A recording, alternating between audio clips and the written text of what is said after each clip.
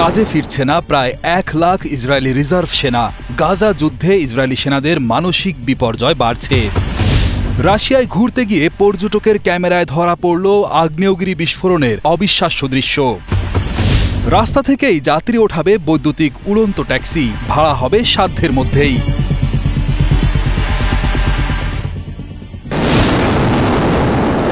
গাজায় ইসরায়েলের নির্বিচার হামলার ভয়াবহতা শুধু ফিলিস্তিনিদের জীবনই কেড়ে নেয়নি, বরং ইসরায়েলি সেনাদের মধ্যেও তৈরি করেছে এক গভীর মানসিক ক্ষত।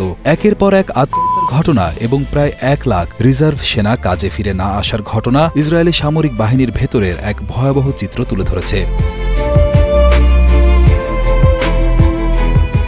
বিশেষজ্ঞদের মতে গাজায় সংগঠিত গণহত্যা এবং নৃশংস সহিংসতার সাক্ষী হওয়া সেনাদের মধ্যে জন্ম নিচ্ছে এক ধরনের নৈতিক ট্রমা, যা প্রচলিত post traumatic stress disorder PTSD এর চেয়েও গভীর এবং ক্ষতিকর।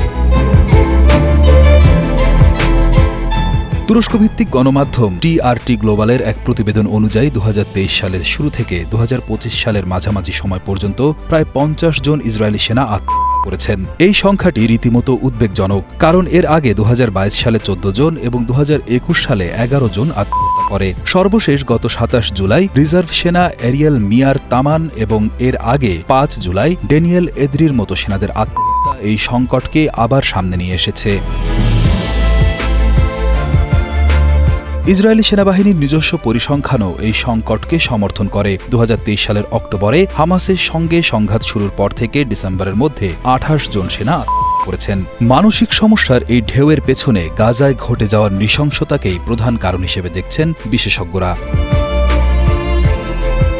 ইস্তানবুলের ইবনে খালদুন বিশ্ববিদ্যালয়ের ট্রমা মনোবিজ্ঞান বিশেষজ্ঞ ড সাইদা এরুয়ার বলেন, গাজায় যুদ্ধে অংশ নেওয়া ইসরায়েলি সেনারা কেবল যুদ্ধের ভয়াবহতার শিকার হচ্ছেন না, বরং বেসামরিক মানুষের উপর সহিংসতার অংশ নেওয়া বা প্রত্যক্ষ করার কারণে গভীর নৈতিক সংকটে ভুগছেন। তিনি PTSD এবং নৈতিক আঘাতের মধ্যে পার্থক্য ব্যাখ্যা করে বলেন, PTSD ভয়, স্মৃতি এবং অনুভূতিহীনতার সাথে সম্পর্কিত। অন্যদিকে নৈতিক আঘাতের জন্ম হয় অপরাধবোধ, লজ্জা এবং নৈতিক বিভ্রান্তি থেকে। তিনি আরও জানান, ইসরায়েল সাধারণত সেনাদের আত্মহত্যার ঘটনা ধামাচাপা দিতে চায় এবং এগুলোকে সন্দেহজনক আত্মহত্যা হিসেবে প্রচার করে, কিন্তু এই প্রবণতা অস্বীকার করার কোনো উপায় নেই। সেনাদের মানসিক সংকটের পাশাপাশি ইসরায়েলি সামরিক বাহিনী আরও একটি বড় সমস্যার সম্মুখীন হচ্ছে, সেনা সংখ্যা কমে যাওয়া। ইসরায়েলি কর্মকর্তারা দাবি করেন যে ৮০% রিজার্ভ সেনা পুনরায় কাজে যোগ দিয়েছেন, কিন্তু KAN এর প্রতিবেদন অনুযায়ী এই সংখ্যা মাত্র ৬০%। এর অর্থ প্রায় ১ লাখ রিজার্ভ সেনা কাজে ফিরে আসেনি। এটি ইসরায়েলের জন্য একটি বড় চ্যালেঞ্জ। চলতি বছরের এপ্রিলে ইসরায়েলের বিমান বাহিনীর প্রায় ১,০০০ সদস্য যুদ্ধ বন্ধের আহ্বান জানিয়েছিলেন। মে মাসে হারেতস পত্রিকায় প্রকাশিত এক খোলা চিঠিতে শতাধিক ইসরায়েলি কর্মকর্তা গাজার যুদ্ধকে যুদ্ধাপরাধ এবং অনৈতিক এবং রাজনৈতিক উদ্দেশ্য প্রণোদিত বলে অভিহিত করেন। তারা সেনা প্রধানকে এমন কোনো আদেশ না মানার জন্য অনুরোধ করেন যা সেনাদের এমন কাজ করতে বাধ্য করবে যার পরিণতি তাদের সারা জীবন তাড়া করে ফিরবে।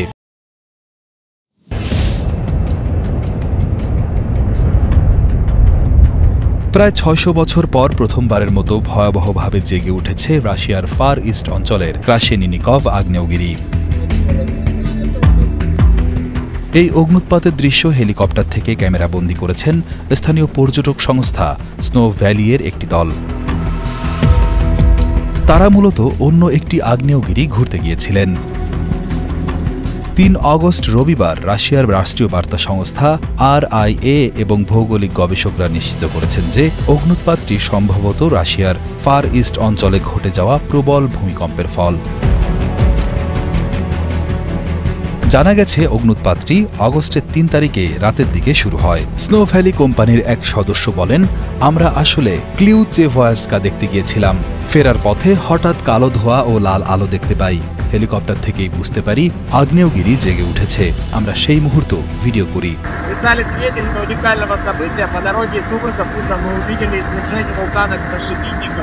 রাশিয়ার institute of volcanology and seismology এর টেলিগ্রাম চ্যানেলে দেওয়া এক বার্তায় কামচাটকা ভলকানিক ইরাপশন রেসপন্স টিমের প্রধান ওলগা গিরিনা বলেন, ক্রাশেনিনিকভ সর্বশেষ লাভা নির্গমন করেছিল সম্ভবত ১৪৬৩ সালে। এরপর কোনো অগ্নুৎপাতের রেকর্ড আমাদের কাছে নেই। এদিকে রাশিয়ার জরুরি পরিষেবা মন্ত্রণালয়ের কামচাটকা শাখা জানায়, অগ্ন্যুৎপাতের পর ৬,০০০ মিটার বা প্রায় ৩.৭ মাইল উঁচু ছাইয়ের মেঘ আকাশে উঠে যায়। এটি বিমান চলাচলে বড় ধরনের প্রতিবন্ধকতা তৈরি করতে পারে। ক্রাশেনিনিকভ আগ্নেয়গিরিটির উচ্চতা প্রায় ১,৮৫৬ মিটার, যা সমুদ্রপৃষ্ঠ থেকে প্রায় দ্বিগুণ উঁচু। এটি এখন নিবিড়ভাবে পর্যবেক্ষণ করছেন বিজ্ঞানীরা, কারণ আশেপাশে আরও কয়েকটি সক্রিয় আগ্নেয়গিরি রয়েছে যেগুলোর মাঝে প্রতিক্রিয়া ছড়িয়ে পড়তে পারে। এই বিস্ময়কর অগ্ন্যুৎপাত দুর্লভ প্রাকৃতিক ঘটনা, কারণ সারা পৃথিবীতেই এমন অনেক আগ্নেয়গিরি রয়েছে যেগুলো শতাব্দী পর হঠাৎ জেগে ওঠে। বিজ্ঞানীরা বলছেন, পৃথিবীর অভ্যন্তরে গতিশীল চাপের কারণে এই ধরনের হঠাৎ বিস্ফোরণ ঘটে থাকে। কিভাবে তৈরি হয় আমাদের মোবাইল ফোন, কম্পিউটার থেকে শুরু করে রোবট, গাড়ি, এমনকি স্যাটেলাইটে ব্যবহার হওয়া চিপ? তাইওয়ানের প্রযুক্তি রাজত্ব চিপ বা সেমিকন্ডাক্টরের ল্যাবে গিয়ে ন্যানোমিটার পরিসরের অত্যাধুনিক মাইক্রোচিপ তৈরি সেই প্রক্রিয়া নিজের চোখে দেখার দুর্লভ সুযোগ পেল ৮টি দেশের ৮০ জন কিশোর কিশোরী। দেশটির হোচিনচু শহরে অনুষ্ঠিত হয় ব্যতিক্রমধর্মী গ্রীষ্মকালীন ক্যাম্প। এই ক্যাম্পটির আয়োজন করে যুক্তরাষ্ট্রভিত্তিক চিপ ডিজাইন কোম্পানি সিনাপসিস, যারা ২০২৩ সাল থেকেই এই উদ্যোগ চালিয়ে আসছে। এবারই প্রথম ইংরেজিতে পরিচালিত এই ক্যাম্পে অংশ নেয় যুক্তরাষ্ট্র, সিঙ্গাপুর সহ বিভিন্ন দেশের ছাত্রছাত্রী। বর্তমান বিশ্বের প্রায় প্রতিটি ইলেকট্রনিক্স ডিভাইসে সেমিকন্ডাক্টর চিপ ব্যবহার করা হয়। স্মার্টফোন, কম্পিউটার, গাড়ির ইঞ্জিন, কৃত্রিম বুদ্ধিমত্তা সিস্টেম, এমনকি সামরিক সরঞ্জামের মতো সবকিছুই এখন চিপের উপর নির্ভরশীল। তাইওয়ানের TSMC এই চিপগুলোর প্রধান সরবরাহকারী।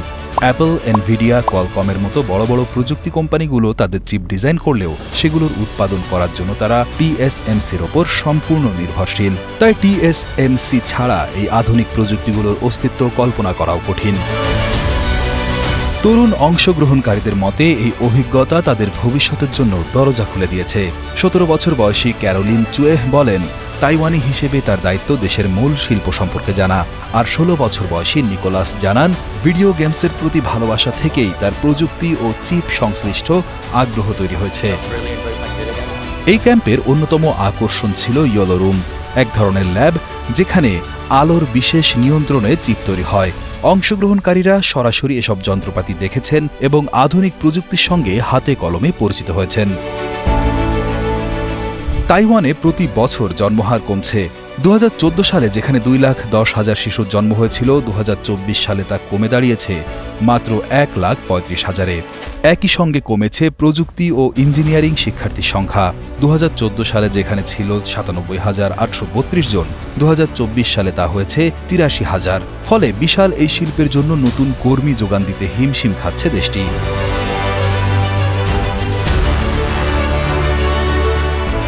চিপ জায়ান্ট TSMC তাদের কর্মী সংখ্যা মাত্র ৫ বছরে ৬৩% বাড়িয়ে ৮৩,০০০-এ নিয়ে গেছে।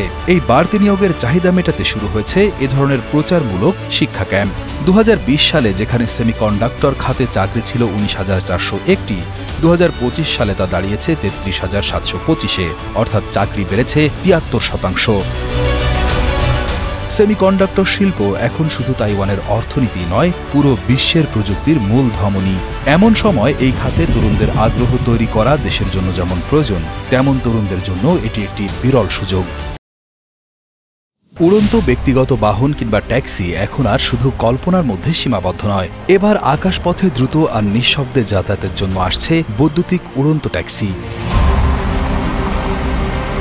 এই স্বপ্নকে বাস্তবে রূপ দিতে একটি বড় পদক্ষেপ নিয়েছে উড়োজাহাজ প্রস্তুতকারী প্রতিষ্ঠান জবি এভিয়েশন। তারা helicopter ride sharing company blade air mobility এর যাত্রী ব্যবসা কিনে নিয়েছে।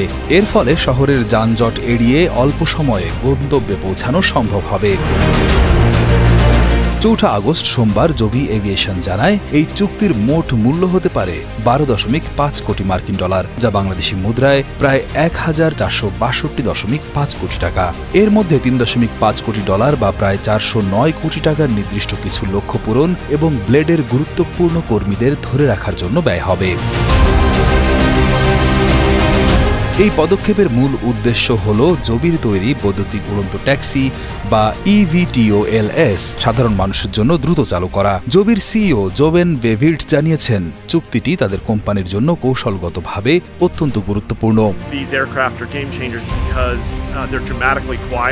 ব্লেড এয়ার মোবিলিটি কোনো ছোট কোম্পানি নয়। তারা 2024 সালে নিউ ইয়র্কের JFK এয়ারপোর্ট, নিউ জার্সির লিবার্টি এয়ারপোর্ট এবং ম্যানহাটনের বিভিন্ন টার্মিনাল সহ মোট 12টি স্থান থেকে 50,000-এরও বেশি যাত্রীকে নিয়ে আকাশপথে পরিবহন করেছে। এর অর্থ ব্লেড প্রতিদিন গড়ে প্রায় 137 জন যাত্রী পরিবহন করেছে, যা প্রায় 3টি বড় শহরের বাসের যাত্রী ধারণ ক্ষমতার সমান। জবির সিইও ব্লেডের প্রশংসা করে বলেন, গত দশকে ব্লেডের সিইও রব উইসেনথাল এবং তার দল একটি বিশ্বমানের যাত্রী পরিষেবা তৈরি করেছেন। এই চুক্তির ফলে জবি এখন ব্লেডের তৈরি করা অবকাঠামো এবং তাদের বিশাল গ্রাহক গোষ্ঠীর সুবিধা পাবে, যা তাদের বৈদ্যুতিক উড়ন্ত যানগুলোকে সনদ পাওয়ার সাথে সাথেই আকাশে উঠতে সাহায্য করবে। তবে এই চুক্তিতে ব্লেডের সবকিছু অন্তর্ভুক্ত নয়। ব্লেডের অত্যন্ত গুরুত্বপূর্ণ এবং লাভজনক মেডিকেল অঙ্গ প্রতিস্থাপন বিভাগটি এই চুক্তির বাইরে থাকবে। এই বিভাগটি স্ট্র্যাটো ক্রিটিক্যাল মেডিকেল নামে একটি নতুন স্বতন্ত্র পাবলিক কোম্পানি হিসেবে কাজ চালিয়ে যাবে। এই চুক্তিটি শুধু দুটি কোম্পানির মধ্যে সীমাবদ্ধ নয়, এটি ভবিষ্যতের জন্য একটি বার্তা। বৈদ্যুতিক উড়ন্ত ট্যাক্সিগুলো যেভাবে দ্রুতগতিতে বিকাশ লাভ করছে, তাতে খুব শীঘ্রই আমরা হয়তো আমাদের শহরের আকাশে এমন পরিবেশ বান্ধব যান দেখতে